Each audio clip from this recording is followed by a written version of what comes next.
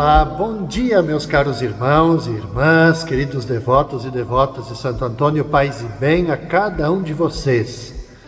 Que alegria chegar novamente ao seu lar, levando as nossas mensagens do Evangelho no dia a dia. Aliás, celebramos ontem o Domingo da Alegria, o terceiro domingo do tempo do Advento. Como consequência, a gente diz assim que é toda essa terceira semana do Advento como a Semana da Alegria. Alegria pela proximidade do Natal que se aproxima, mas alegria também porque ele já está presente em nossos corações. Hoje, segunda-feira, dia 16 de dezembro, nesse nosso itinerário de preparação para o Santo Natal, a gente reza, a gente medita com o Evangelho de Mateus, capítulo 21, versículos de 23 até 27. Jesus voltou ao templo e, enquanto ensinava, os sumos sacerdotes e os anciãos do povo aproximaram-se dele e perguntaram: com que autoridade fazes essas coisas? Quem te deu tal autoridade? Jesus respondeu-lhes: também eu vos farei uma pergunta. Se vós me responderdes, também eu vos direi com que autoridade faço essas coisas. De onde vinha o batismo de João? Do céu ou dos homens? Eles refletiam entre si. Se dissermos do céu, ele nos dirá: por que não acreditastes nele? Se dissermos dos homens, temos medo do povo, pois todos têm João Batista na conta de profeta. Eles então responderam a Jesus: não sabemos. Ao que Jesus também respondeu: eu também não vos direi com que autoridade faço essas coisas. Veja, caros irmãos e irmãs, novamente está em cena aqui João Batista. E é bom a gente tomar consciência do porquê que ele entra em cena. Os sacerdotes e os anciãos, eles eram aliados entre si contra Jesus. Os sacerdotes, eles administravam o templo. O templo, todos nós sabemos, ali é o lugar do culto religioso. Mas também é fonte de lucro para os líderes. Os anciãos, eles pertenciam ao grupo, à classe dominante que governava. E muitos deles eram membros do Tribunal Superior.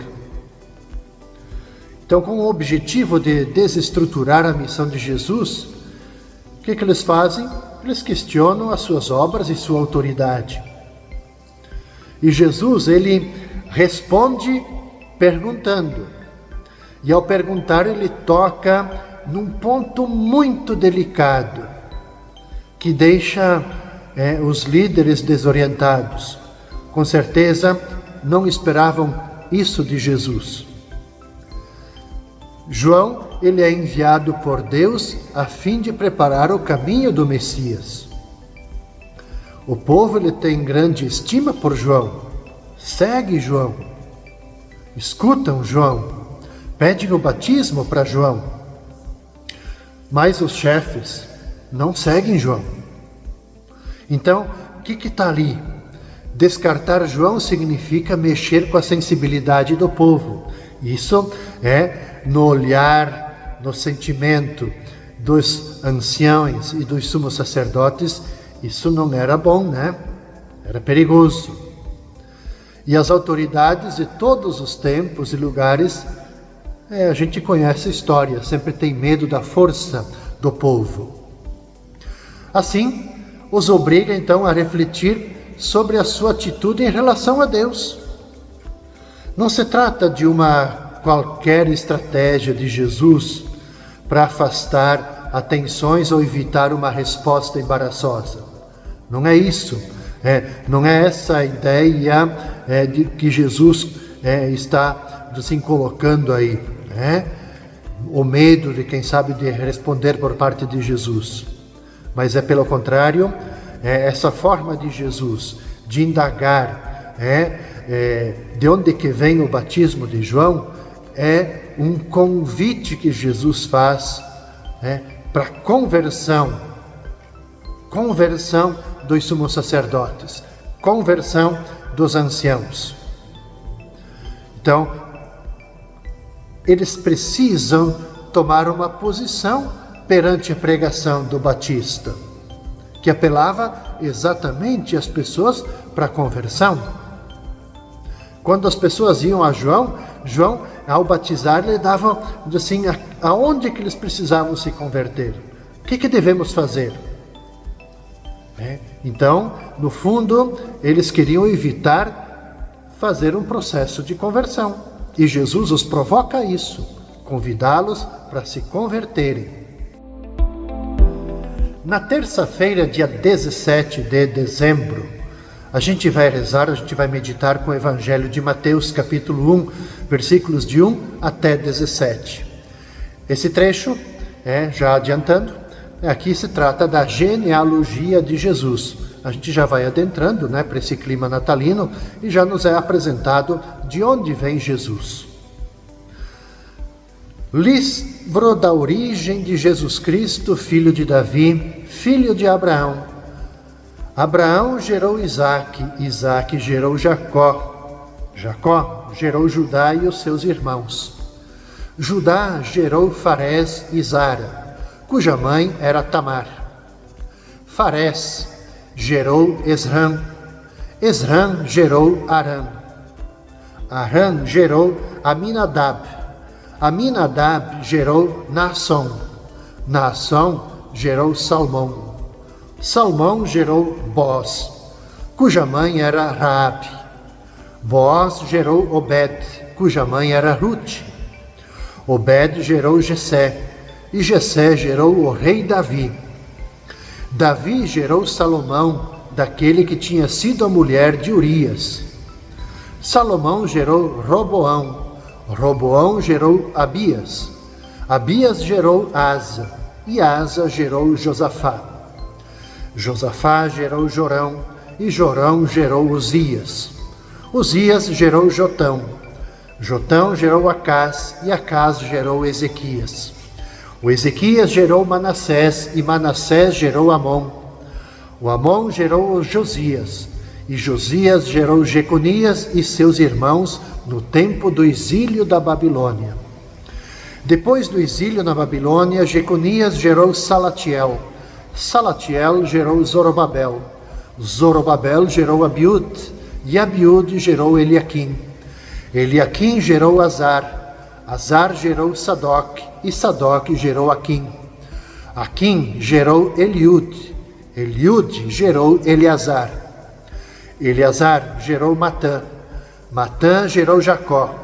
Jacó gerou José, o esposo de Maria, do qual nasceu Jesus, que é chamado o Cristo. Assim, as gerações desde Abraão até Davi são 14. De Davi até o exílio na Babilônia, 14. E do exílio na Babilônia até Cristo, 14.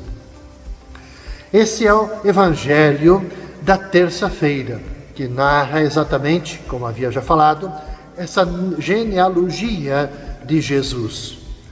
Para que esse texto é importante, esse conjunto de nomes? Alguns conhecidos nossos, outros desconhecidos, Não é tão falado. É para nos mostrar que o projeto de Deus, ele foi longamente preparado. Como mostra exatamente a genealogia. É com o que o evangelista Mateus ele inicia o seu evangelho. Cristo, ele veio na plenitude dos tempos. Uma plenitude, a gente pode dizer assim, que à primeira vista é desconcertante. Desconcertante por quê? Porque o tempo nada fazia esperar de bom. O lugar do nascimento é uma pequena aldeia. José, embora sendo de descendência de Davi, era um modesto trabalhador desconhecido. Mas Deus, ele é Senhor do impossível. Ele realiza os seus planos quando nada o fazia prever. Então é para nos mostrar exatamente esse projeto de Deus que ele é pensado, ele é preparado carinhosamente, amorosamente, no coração de Deus. Portanto, a gente pode dizer assim, quando a gente lê a genealogia, vê toda essa história, Deus que prepara tudo isso, que Jesus não é um personagem fictício, que não é alguém inventado para compor uma narrativa, é pessoa real, que entra na história humana, que se torna um elo significativo de grande corrente de gerações, desde Abraão até José, o esposo de Maria, como nos narra o Evangelho, do qual nasceu Jesus, que é chamado Cristo. Então, caros irmãos e irmãs, ao apresentar a lista das gerações, o evangelista Mateus ele quer sublinhar lutas, ele quer sublinhar conquistas, quer sublinhar sim derrotas, erros e também a fé de um povo, o povo de Israel. A gente lendo a genealogia é para isso. Quando a gente lê lá desde a criação do mundo, a gente percebe exatamente isso, que é um povo a caminho, um povo que tem conquista, um povo que é derrotado, é um povo que peca, que erra, que vacila na fé, mas esse é o povo escolhido de Deus. E assim nós também somos. Erramos, mas somos frágeis, mas temos muitas lutas, muitas conquistas, muitos testemunhos de fé. Esse é o povo, esses somos nós. Então, sim, para os judeus, era importante comprovar que Jesus é descendente de Abraão, nosso pai na fé, e de Davi, o grande líder do povo de Deus. Lá em Mateus está escrito assim, no capítulo 12, acaso não será este o filho de Davi? Para a gente, para cada um de nós, é salutar, ter a certeza de que Jesus, nascido de uma mulher, veio morar entre nós. E ele assumiu a condição humana.